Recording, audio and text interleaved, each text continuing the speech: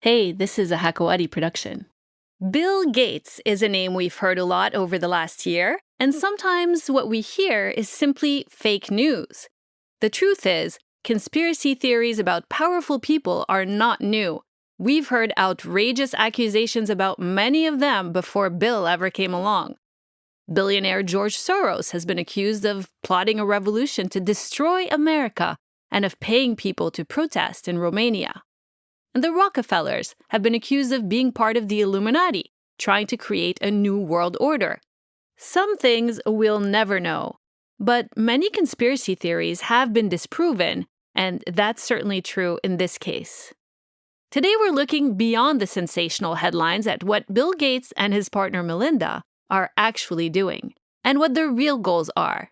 My guest today is the Deputy Director of Global Policy and Advocacy at the Bill and Melinda Gates Foundation. He's also the author of a recent book called The Responsible Globalist.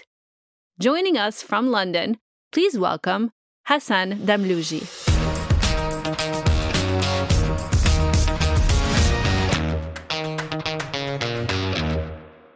Hassan, welcome. Thank you so much. It's really an honor to be invited. How are you doing? I'm well. No one has had a great year, I think, unless you're a big investor in Tesla. But definitely conscious that I'm one of the lucky ones that's able to work from home. That has a family at home. That means lockdown life is richer than if I was on my own. So, like everyone, it's been a tough year. I'm here in London, where we're still in a lockdown. But I'm okay. Alhamdulillah. Yeah. We're all in it together. I want to start with a question that's at the top of everyone's mind, I think, when we hear the name the Bill and Melinda Gates Foundation, which is that the foundation has spent billions of dollars over the last 20 years trying to solve some of the world's biggest problems like poverty, disease, and inequity and global warming. And yet, your boss, Bill Gates, who happens to be one of your bosses, who happens to be the world's fourth richest man, has really been vilified over the last year since he stepped down from the Microsoft board in March of 2020 to focus on philanthropy. He's been accused of leading a class of global elites. Some people believe he's leading efforts to depopulate the world and even of wanting to microchip people. So I just wondering, how do you respond to all of this? Yeah. Bill Gates and his wife, Melinda, set up the foundation 21 years ago now. And he really has been full-time on the foundation ever since he stepped down as CEO of Microsoft in 2008. So it's been a long time that he and his wife have really been dedicating not just their money, but most of their time to helping to reduce childhood mortality. Millions of lives have been saved because of the initiatives that we work on with others. This is a time of unprecedented sharing of information, the creation of information. For something like Wikipedia is a pretty high quality, globally available for free, group sourced encyclopedia. This is a time when people know more truth than ever before. But it is also a time where, a lot of people are increasingly doubtful of the established facts, and that there's more and more room for the creation and spread of theories that say, hey, the government that's meant to be looking out for you is actually against you. The drugs that are meant to make you safe are actually harming you.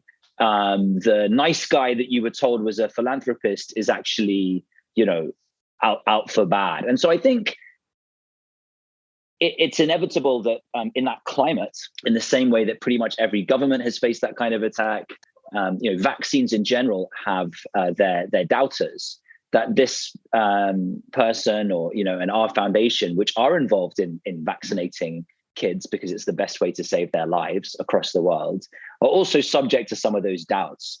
So, I think it's a phenomenon we live with in these times. I think most people don't give it a lot of credence. But unfortunately, that's the world, we live in, I think. So this pandemic, COVID-19, it's obviously something that the foundation is very involved in trying to help with across the world. They've contributed, from last I checked, at least 1.75 billion so far. Correct me if my numbers are off. A lot of this Yeah, money. no, that's right. That's right. Okay, good. A lot of this money has gone towards the medical supplies, but also R&D for vaccines and treatments in poor countries. And I know that there was a fresh 250 million announced in December, despite the fact that we now have a vaccine. So what is the foundation doing now that we have more treatments, we've developed vaccines? How are they helping to accelerate the process of getting through and over this pandemic? So you're right. I mean, we are in a different phase now than we were before. If you go back to last year, people like us who are putting money into it, as well as the scientists out there, were scrambling to see if we could find a vaccine at all. If we could find any treatments that reduce the chance of mortality, if we could get tests cheap enough and fast enough that they could be really useful and rolled out in poorer countries. And especially on the vaccine front, it really wasn't clear. I think a lot of people will look back and say, yeah, it was obvious that a vaccine would work. And of course, we have several now. But actually, people have been working on vaccines for malaria and HIV for decades, and we don't have one that's effective. So there's been an incredible success story in terms of the research and development to say, okay, not only do we have one vaccine, we were hoping one of them would come out be able to successfully immunize people.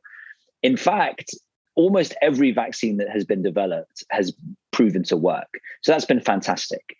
The question now is, how do you actually reach the poorest people in the world? Because what tends to happen when vaccines are developed is that the richest countries pay, more money, get all of the early supply, and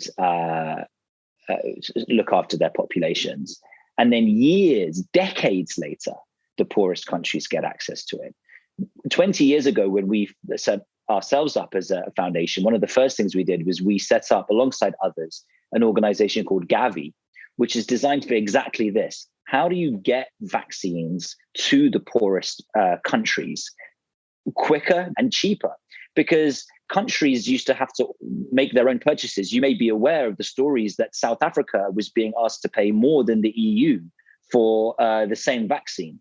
Because if you're a company, there's really no economy of scale in small contracts with many different poorer countries. So what Gavi does is it gathers money from donors every 5 years so that they have billions of dollars. They go to the vaccine companies and say, okay, I want X billion vaccines.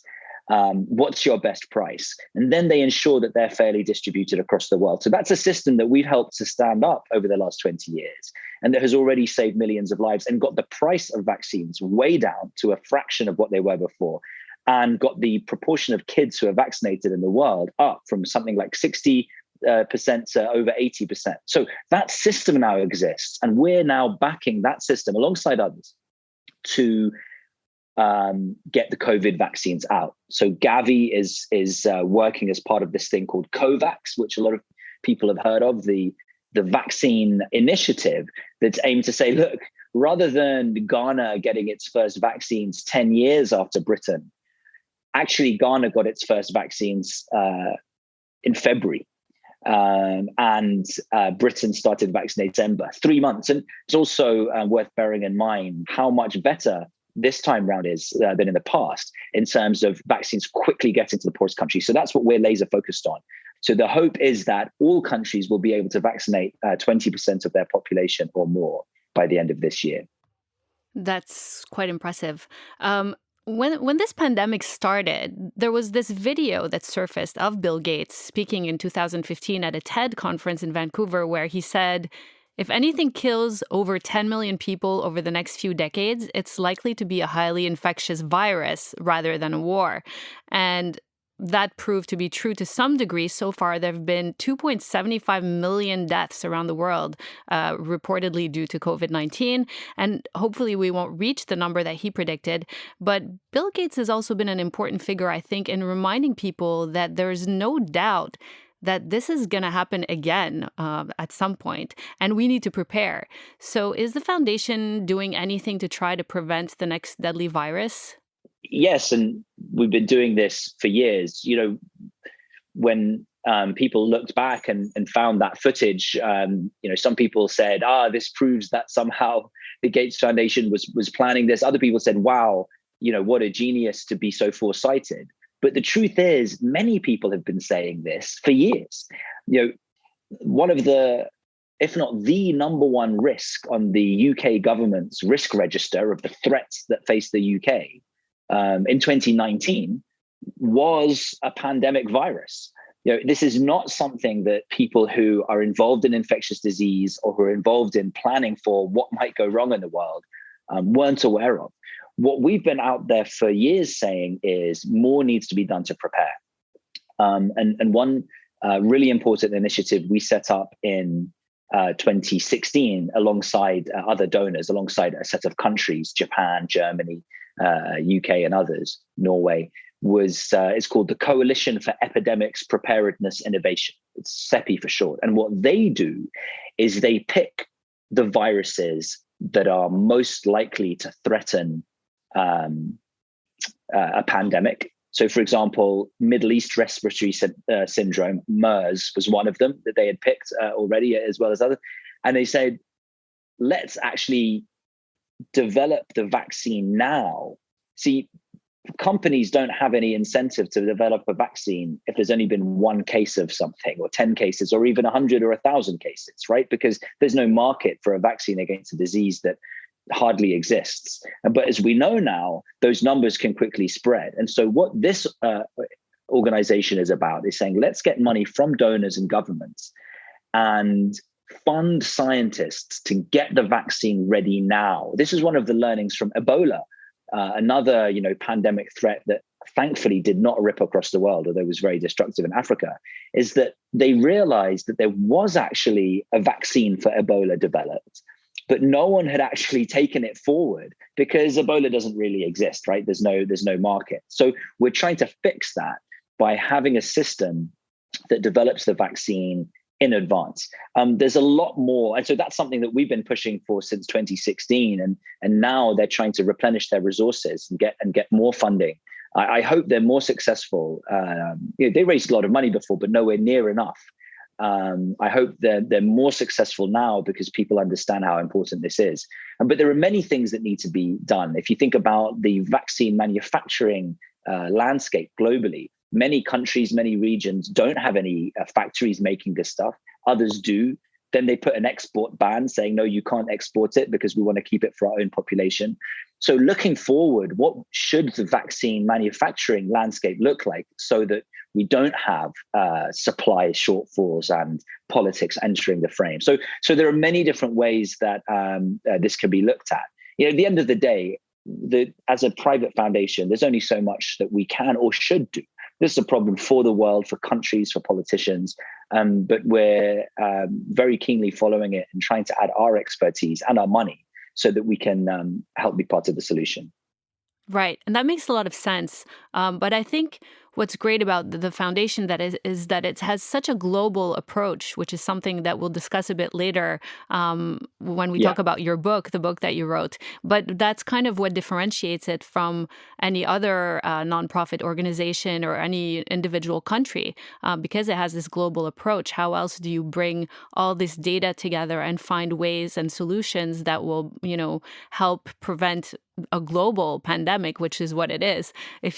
Otherwise, if you're focused only on one area, there's a high risk that you'll miss something. But we hear about the foundation's projects in India and places like East Africa.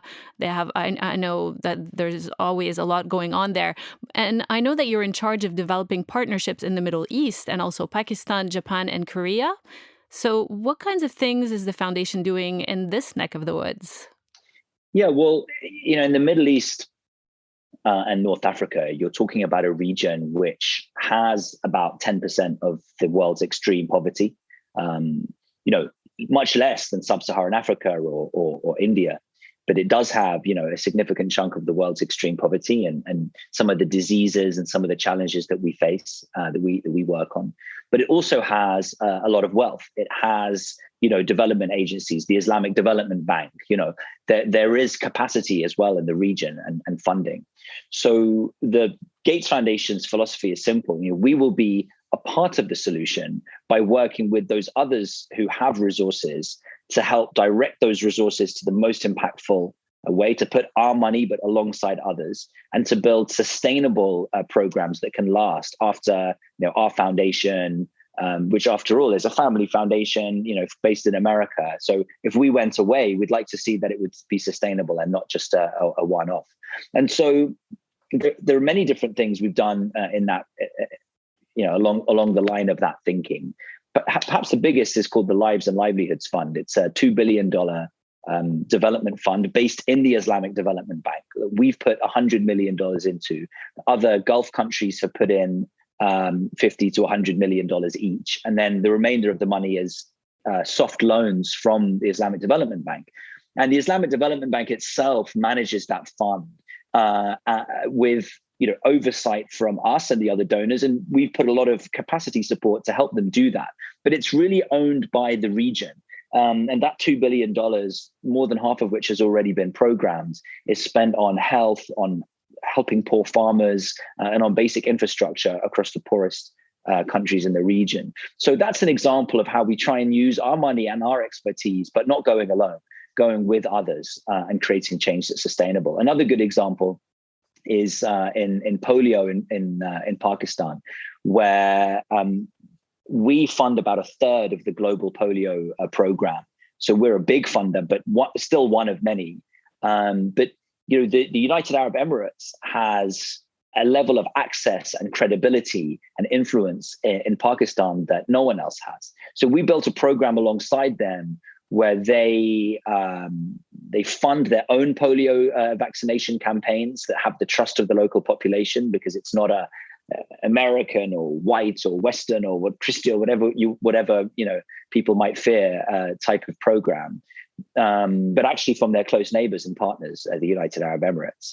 And we've co-hosted with Sheikh Mohammed bin Zayed, several events and replenishments around polio, in order to bring the world's attention to the issue. So this is a couple of examples of the type of partnerships.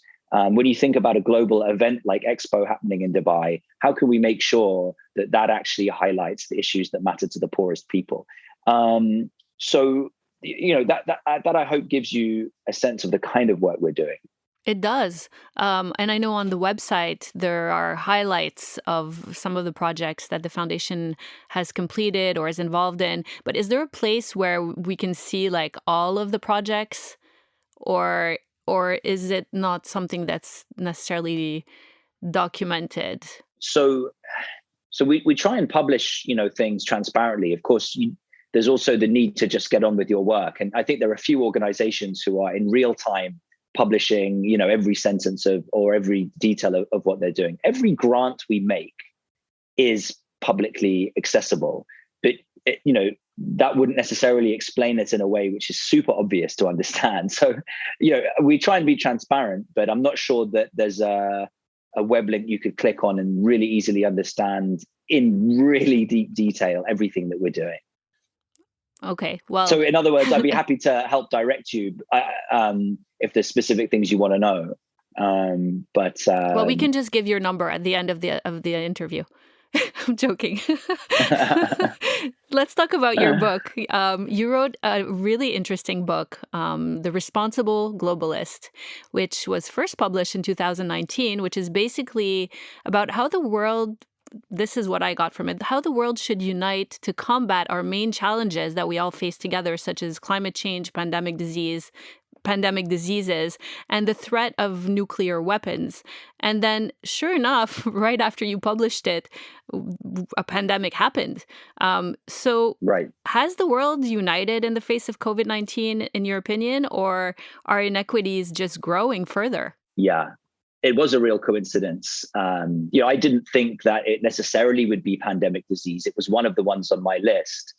But what I postulated in my book is that the tests that surely are ahead of us, that are truly global threats, are the things which will force us to realize how interconnected we are, and that will ultimately strengthen our identity as humanity. And we need to have a strengthened identity as humans, understanding that we're on this planet together.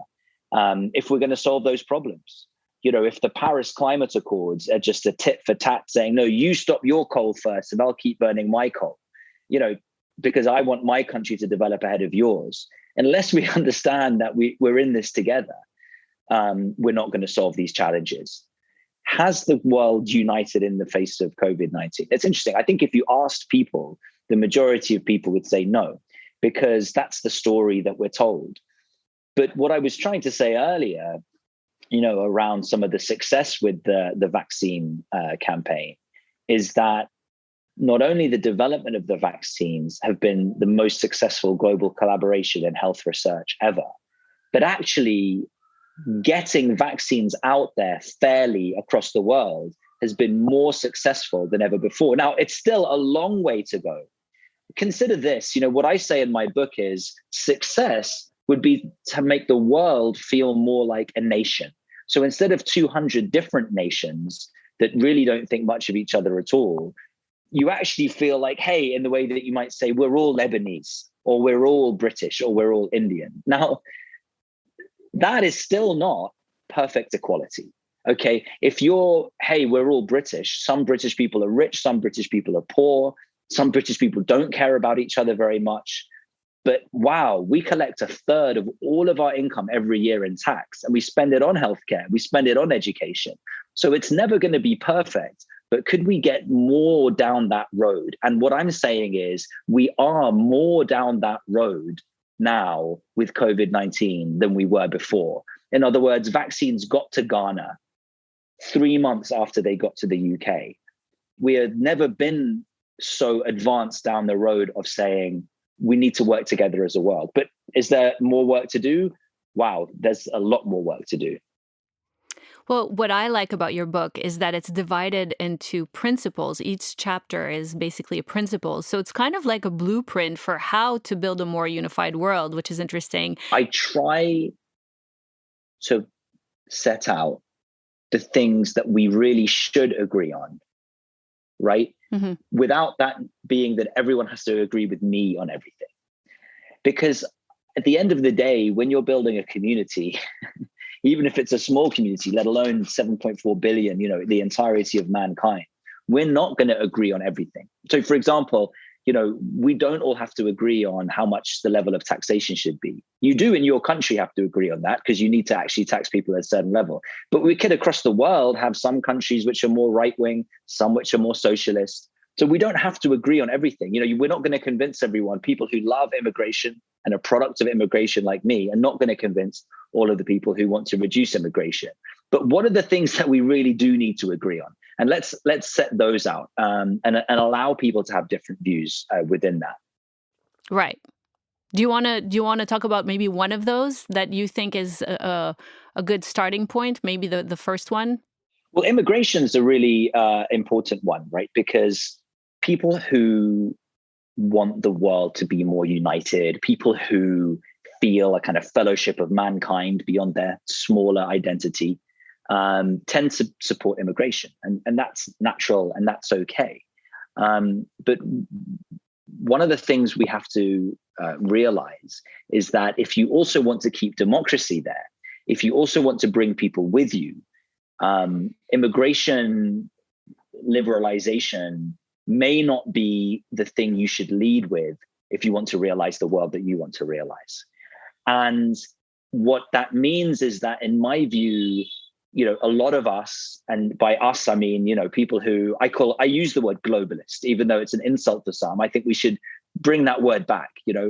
For globalists, a lot of us are arguing on the wrong issue. If the majority of people want a reduction in immigration, we should let them have it, and keep working on those things which actually will make them not want to reduce immigration over the long term.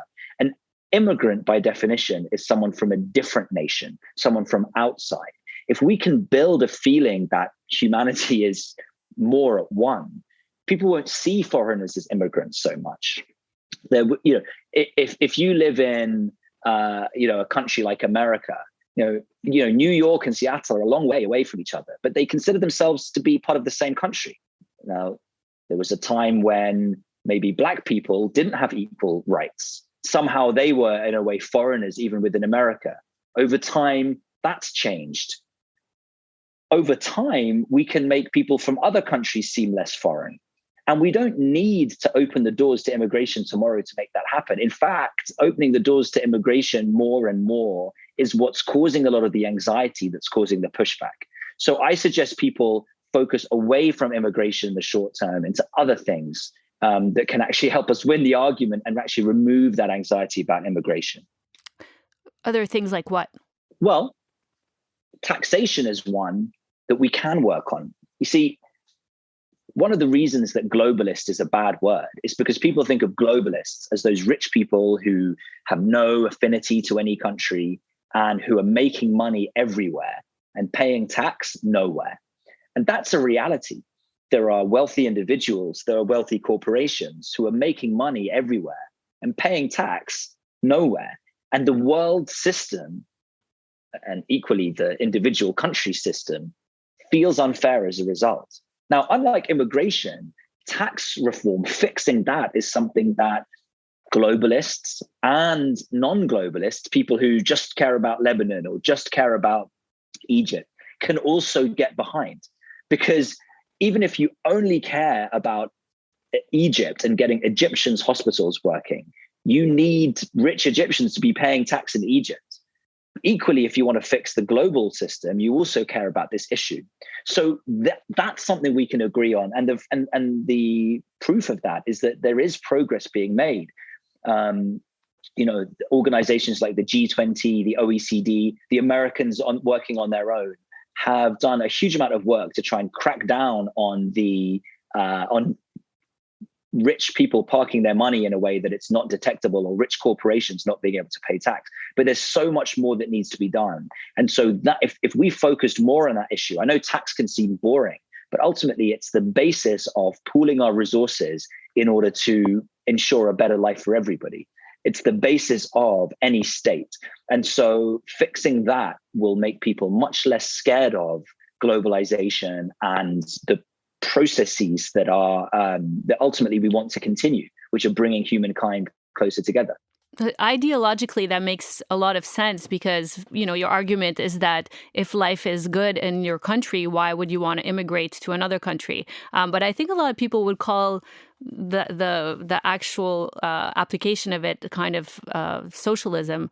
And that it's another word that gets people all worked up. And it's crazy because some countries are called socialist and they're actually less socialist than the US, for example, which in fact, because they have pretty high taxation, is in some ways a socialist system. But also this assumes that the government that you're paying taxes to, if you're able to collect them from the wealthier individuals, that system will make the optimal use of those funds, which is not always a given. As you know, there are a lot of governments around the world that are failed governments and that are not out for the interests of the people. So I guess that's another issue that needs to be approached, maybe with one of your other principles. Well, no, I mean, you present some of the, quite well, some of what people might say, but those counter arguments don't stand up. So firstly, on the idea of socialism, there's nothing socialist about rich people also paying tax. Guess what? The poor people are paying tax. And I'm not even saying you've got to raise tax overall. But the system whereby if you're super rich, you don't pay anything at all because you've managed to hide your money somewhere, that's not social. That's countering that is not socialism. That's just called fairness. Now, at what level you set your tax is a completely different story. So that's number one. There's nothing socialist at all about not allowing the rich people to escape. One of the things that caused the French Revolution is the fact that in France, before the French Revolution, the nobles didn't used to pay tax. If you were from the nobility, you had exemptions on tax, and they overthrew that system because of the huge anger. If you think about the Panama Papers, the number of heads of state or government who were to resign, the anger over these revelations of hidden wealth. We are coming for another French Revolution, but on the global scale. And it's not about socialism. It's about unfairness. Now, on the point of some countries being corrupt, of course, some governments don't spend tax money as well as others. But the solution is not to remove government altogether. And without taxation, you have no government at all. They have no money unless they just steal from the people, which is even worse. So yes, of course, it's not enough just to give money. You need good governance as well. But at the same time, the rich people not paying tax is part of the problem of corruption. It's not part of the solution. Saying, well, I don't trust my government, so let me just make it even poorer. Right. So in effect, the bigger solution would be financial reforms, because the problem is there's so many loopholes that people in positions of power have access to. So how do you close those holes? But I mean, we could talk about this. Yeah. Mm-hmm. Yeah. Just quickly, I mean, the answer to your question is the principle of global governance, of international affairs, is that other countries can do their own thing as long as they don't harm me. If you invade me, if you harm me, then I have a right in the international system to expect you to stop that or for some redress. And the point about taxation is that if you are if you are a tax haven, okay, if you have zero tax and allow people to park their money in your country, you are harming me. So being a tax haven is harming other countries, because all of the billionaires in my country are just parking their money in your country, and I now can't fund my hospitals. And so recognizing that and actually saying you are not allowed to be a tax haven. It's tiny little jurisdictions and countries. It's Luxembourg, it's the Cayman Islands, it's 0.01% of the world's population and landmass, which are these microstates that create conditions that allow wealth to flee from the others. If you stop that from happening and have a global system of rules of how wealth is reported, then the rich would have nowhere to run when it comes to trying to evade taxation. So what do you propose, Hassan?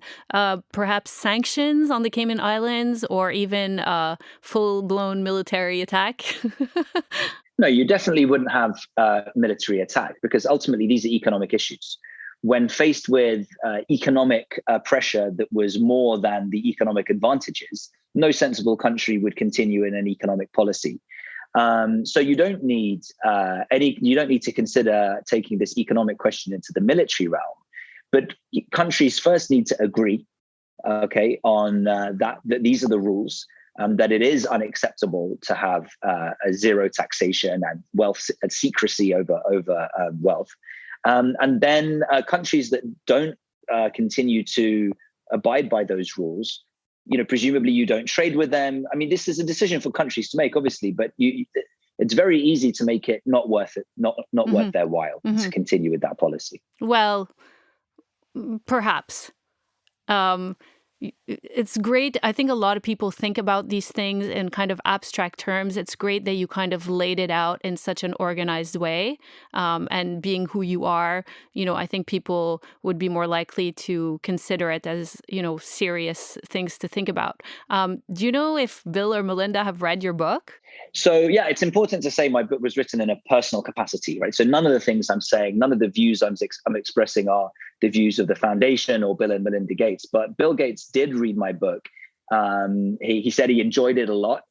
There's a quote from him on the cover Sadly, he read it after the cover of the hardback was finalized, but in the paperback that's just come out, it's there. But he wrote me a long email saying that he enjoyed it and giving me some thoughts about specific areas. So that was, even if my audience was only one, for such an influential person to have read it, someone I also respect and admire, was enough for me to think it was a worthwhile project.